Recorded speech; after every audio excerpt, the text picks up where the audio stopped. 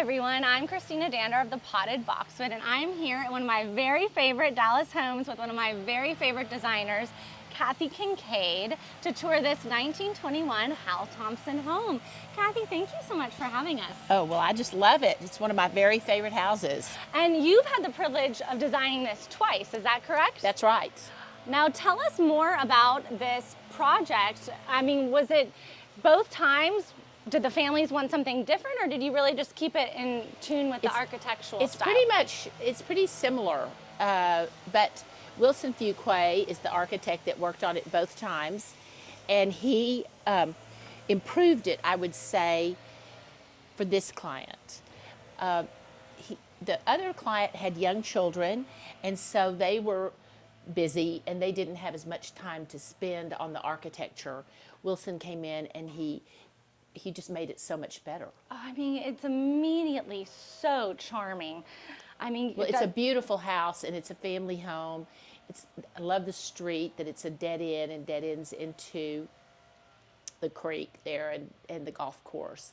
So the children could just run down. My children, I lived up the street actually at one point, and my children played down in the creek and down in the dead end cul-de-sacs. So it's a wonderful place to raise children. No, this is honestly one of the sweetest streets, I think, in all of the park cities here in Dallas. Now, this room, to me, just the interior shutters and the warmth, were those there originally, the shutters? Yes, this room has not changed. It's exactly as it was. Of course, the furniture has, because it's a different client. But the shutters are so iconic, the way they fold back, that the client that sold this house, and then she bought another Hal Thomson on Armstrong. She added a sunroom that's very similar to this with the same shutters, because she missed her shutters. I mean, the shutters really are an iconic part of the home. And Hal Thomson, of course, was just such an iconic architect when he first designed this. And his original home, I think, is directly across the street. Is that right? I think so. Yeah. It's a beautiful little cottage. House, a little cottage. And now this is quite a big, I don't even know if we could call this a cottage now with all the additions that have been made to it. Well, there's not a lot of additions, actually. Really? It's pretty original. I think it's big. I actually interviewed with the people that bought it before my first clients bought it. And that family room had been added on then. So I think about 4 owners back, the family room was added on. And then when this client purchased it, she really worked with Wilson to just refine it a little bit more, and to add some vestibules and line up doors. I mean, that's really important. Over years, houses morph and doors change, and at some point they lose the original plan of the architect.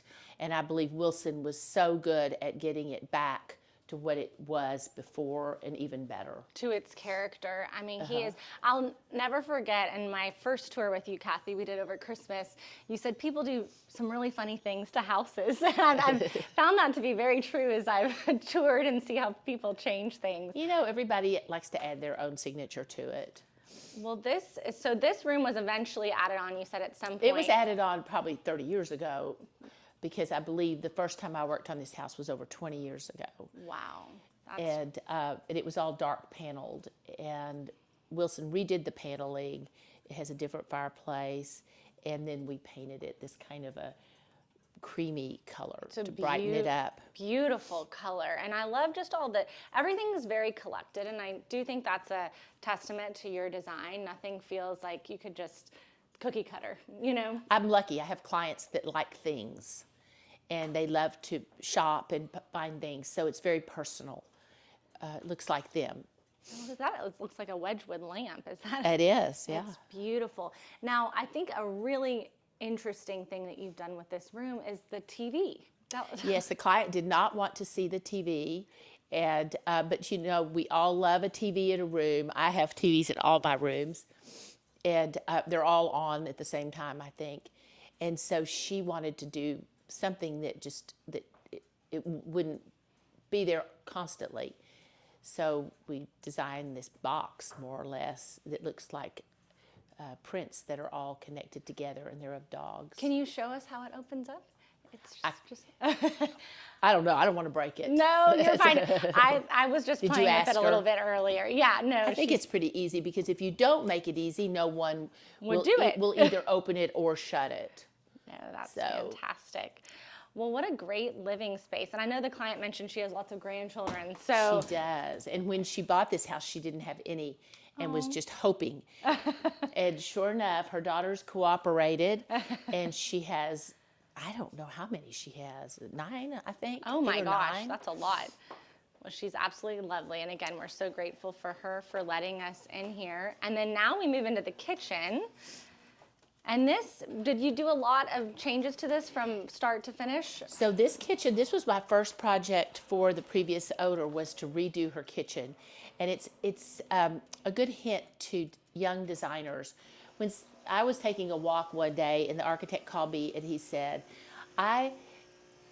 my client isn't quite getting what I want her to do in this kitchen, and I think maybe if you come over and help her with paint colors, maybe she'll get into it.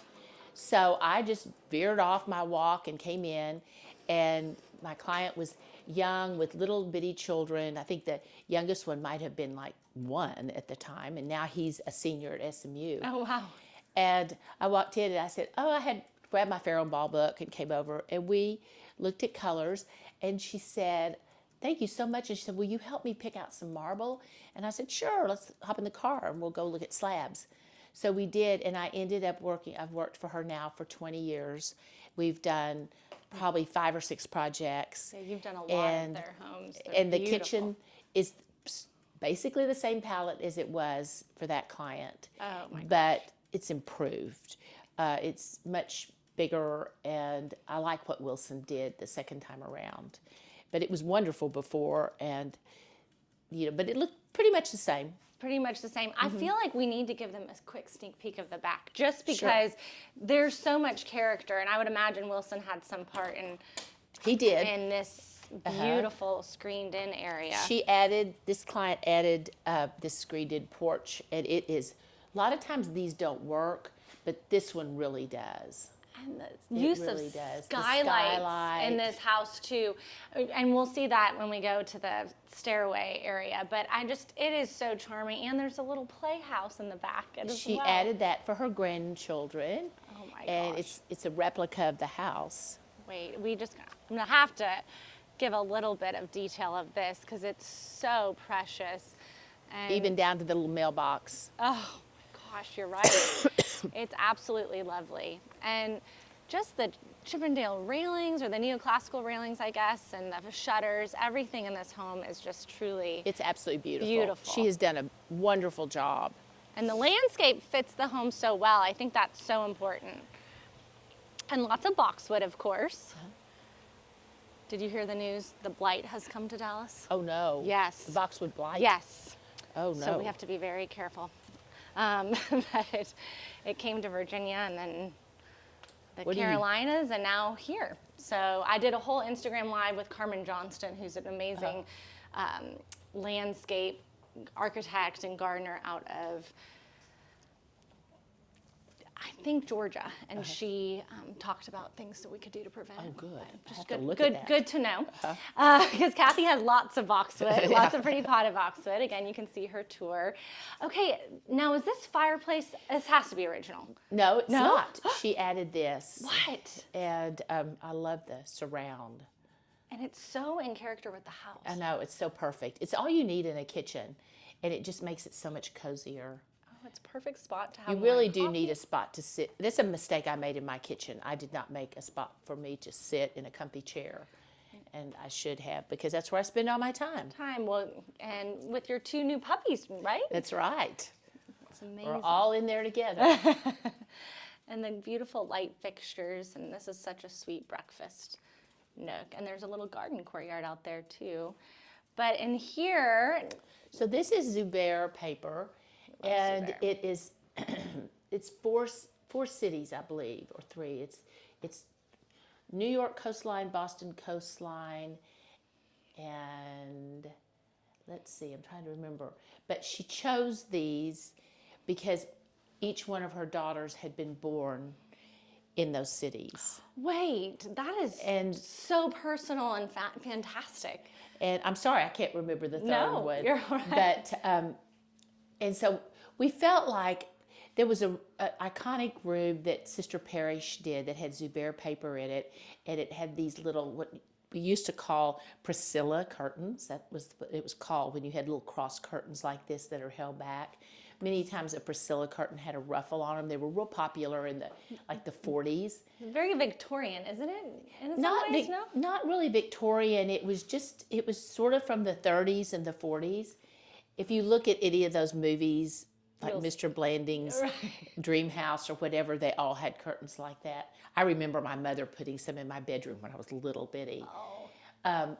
So Sister Parrish had done a dining room, and had Zubair paper that were scenics, as this is, and then had the little curtains with the tassels. So I had this trim made for them that was a copy of that, the little ball fringe. It's beautiful, and I love how they swag with these beautiful brass holdbacks.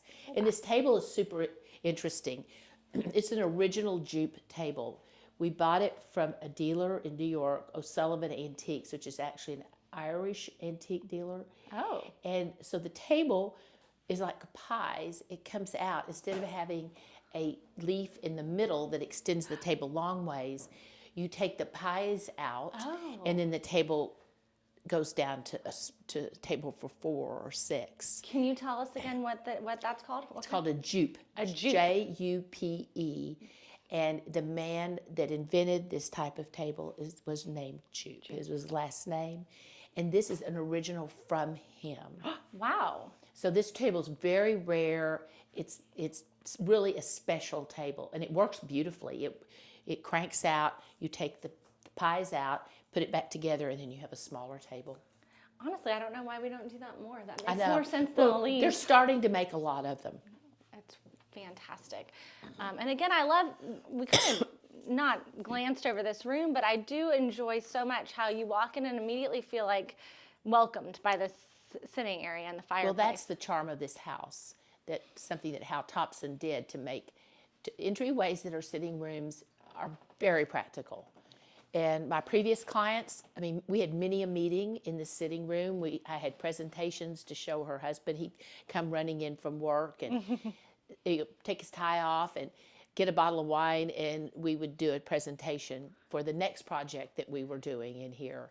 And it's just nice because it gives you a place that's sort of quiet and immediately comfortable and not in the thick of the house. And with small children, that's important. And kind of, to get an escape. I love this panel here. It's one of my absolute favorite things in this whole home.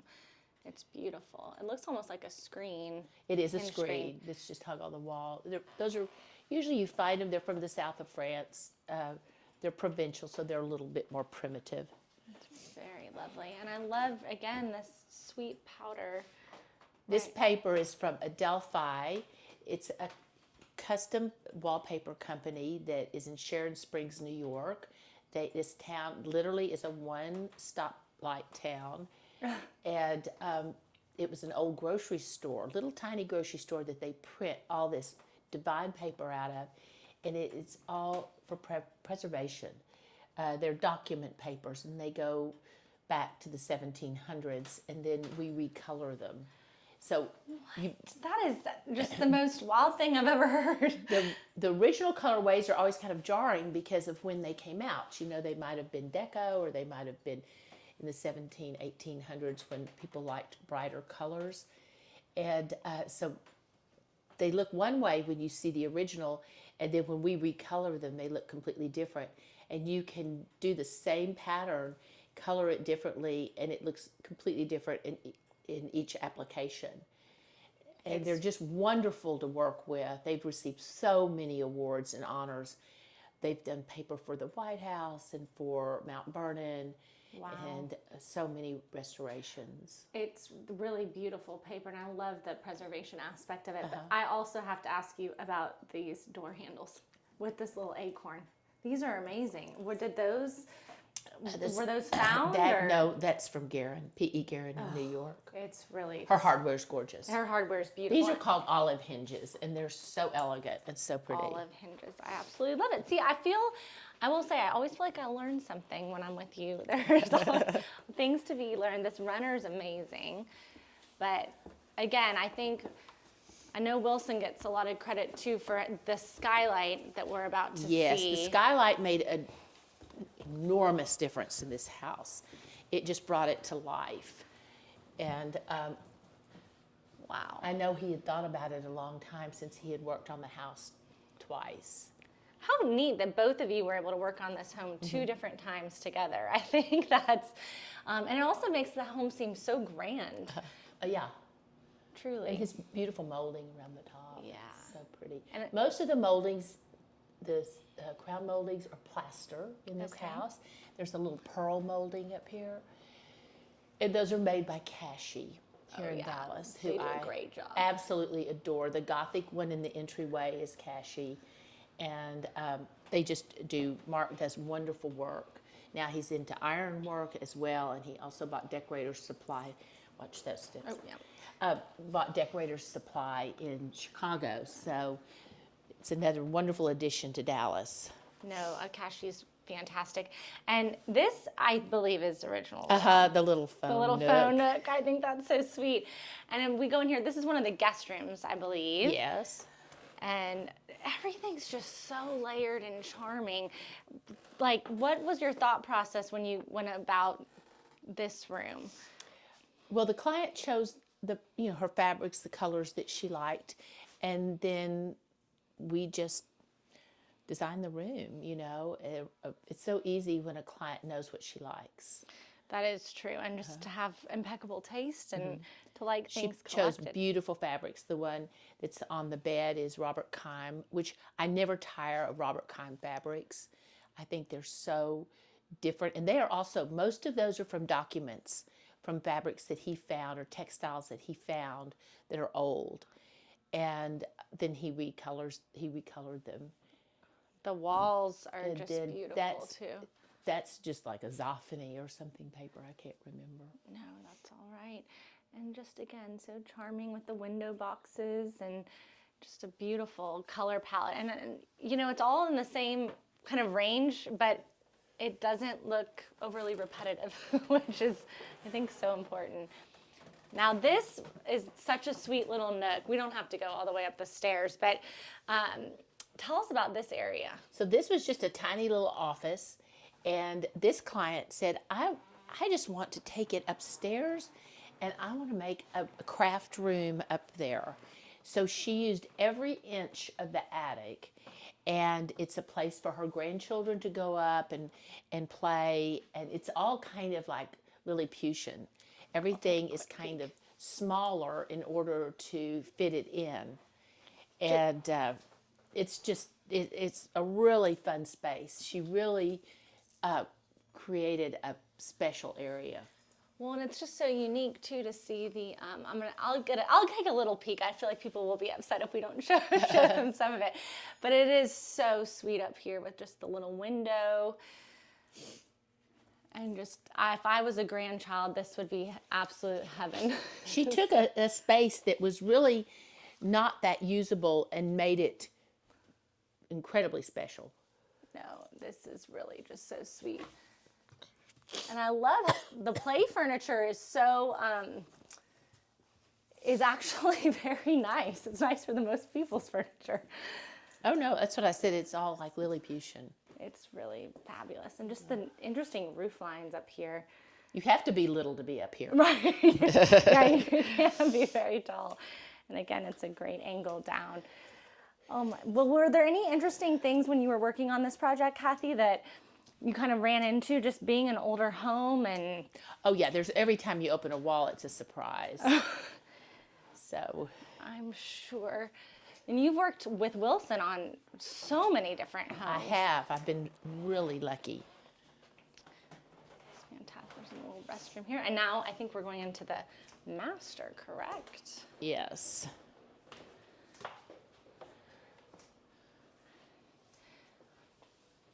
Okay, tell us about this room. So this room was redesigned by Wilson for the previous client. It's pretty much the same with the faux bois paneling on the walls.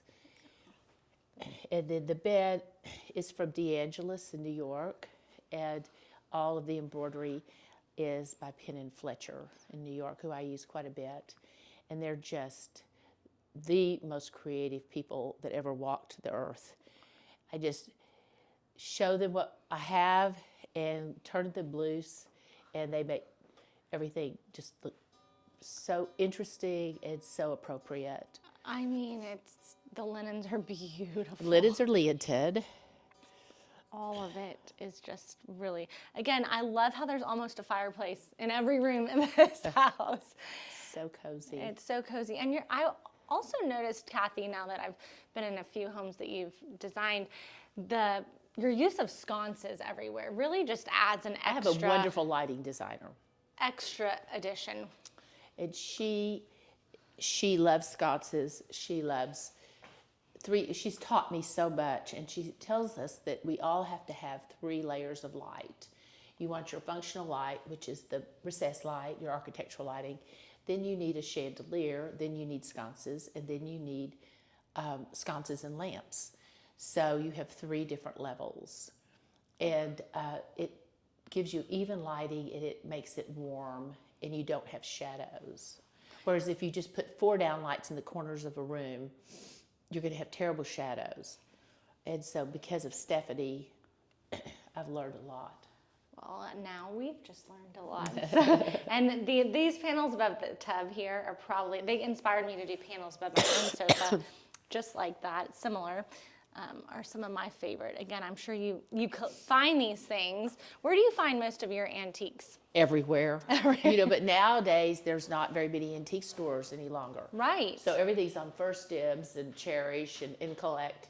But the problem is that you can't see it in person. Right. So sometimes you get skunked, so you have to be careful.